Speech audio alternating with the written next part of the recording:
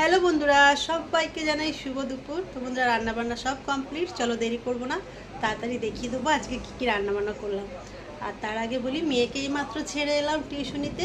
মেয়ের আজকে থেকে পরীক্ষা আছে টিউশনিতে, তো একটু আগে গেছে, তো ওই জন্য আর খাওয়া দাওয়া করিনি, যে ওকে দিয়ে এসে তারপরে খাওয়া দাওয়া করব। আর দাদাভাইও চলে এসছে, একসঙ্গে খাওয়া দাওয়া করব।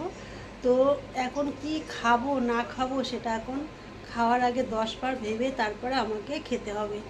ভালোই তো ছিলাম, এমন একটা চিন্তা মাথার মধ্যে ঢুকে গেল না বন্ধুরা, মানে কি বলবো, কিচ্ছু আর আমার ভালো লাগছে না।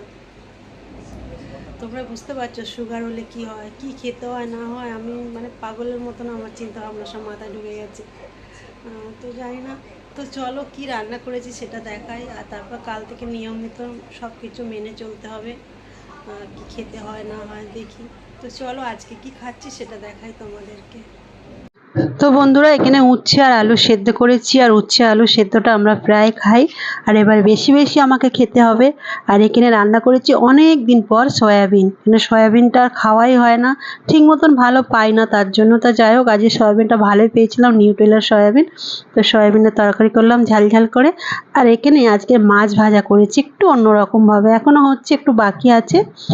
বেগুন দিয়ে মাছ ভাজা, বেগুন পেঁয়াজ মানে হাত মাখা করে বসিয়ে আর ধিমে ধিমে আঁচে ভাজা করেছি, ভীষণ ভালো লাগে।